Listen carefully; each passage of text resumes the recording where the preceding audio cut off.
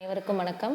இன்னைக்கு நம்ம தமிழ் வகுப்புல வினா எழுத்துக்கள் என்றால் என்ன, வினா எழுத்துக்கள் எத்தனை வகைப்படும் பார்க்க போறோம். தமிழில் மொத்தம் வினா எழுத்துக்கள் எத்தனைன்னு கேட்டாங்கன்னா விடை வந்து 5. மொத்தம் 5 வினா எழுத்துக்கள் இருக்கு. அது என்னென்ன அப்படின்னு பார்த்தோம்னா ஏ, ஏ, யா, ஆ, ஓ. இந்த 5 தமிழில் வினா எழுத்துக்கள் அப்படின்னு சொல்லுவாங்க. சரிங்களா? அதாவது வினா எழுத்துனா கொஷின் மார்க், கொஸ்டின் கேள்வி கேட்போம் இல்லையா, கேள்வி கேட்குற மாதிரி வரக்கூடிய எழுத்துக்களை தான் வினா எழுத்துக்கள்னு சொல்லுவாங்க. வினா பொருளில் வரும் எழுத்துக்கள் வினா எழுத்துக்கள். இப்போ ஏ அப்படின்னு இருக்கு. ஏல என்னென்ன கொஷின்ஸ்லாம் கேட்கலாம்? எதுன்னு கேட்கலாம். உன்னுடைய வீடு எது? அடுத்து எங்கே, நீ எங்கே செல்கிறாய் அப்படின்னு கேட்பாங்க. எப்படி, இது எப்படி நடந்தது? வேற என்ன கேட்கலாம்? எதற்கு, எதற்காக இங்கே வந்தாய்? அப்போ ஏல தொடங்கக்கூடிய வினாக்கள் தான் என்னது? இந்த வினா எழுத்துக்கள்.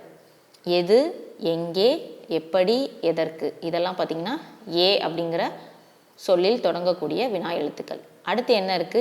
ஏ இருக்கு. ஏல நம்ம அடிக்கடி கேட்கக்கூடிய கேள்வி என்னது? ஏன். ஏன் அப்படிங்கிறது முக்கியமான ஒரு இது. அடுத்து பாருங்க யா. யால என்ன வரும்? யார், இப்பாடலின் ஆசிரியர் யார் அப்படின்னு கேட்பாங்க.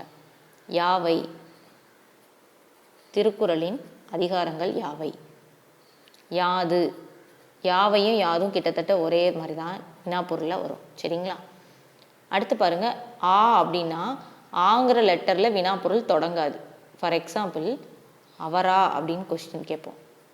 உன்னுடைய தந்தை அவரா அப்படின்னு கேட்போம். இப்போ இதில் சவுண்டு பாருங்களேன், லாஸ்ட் இருக்கக்கூடிய லெட்டர் சவுண்டு எப்படி இருக்குது? அவரா. ராவை எப்படி பிரிப்போம்? எரு கூட்டல் ஆன்னு பிரிப்போம்.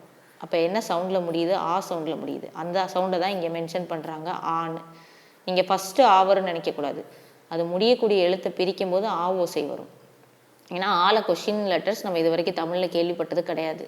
இப்போ ஏனா எதுன்னு கேட்கலாம், ஏனா ஏன்னு கேட்கலாம், யானா யாருன்னு கேட்கலாம். ஆனா ஆல வந்து வினா எழுத்து தொடங்காது. முடிகிற எழுத்தோட ஓசை வந்து வினா பொருளில் வர்றதுனால இது வினா எழுத்துன்னு சொல்கிறாங்க. சரியா? அதே மாதிரி தான் ஓவும். அதுவோ, இதுவோ அப்படின்னு சொல்லுவோம் இல்லையா?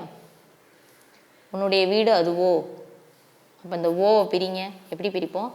இவ்வு கூட்டல் ஓ அப்படின்னு பிரிக்கிறோம் இல்லையா? அப்போ இந்த ஓ ஓசை வருது. அதை தான் இங்கே அவங்க குறிக்கிறாங்க.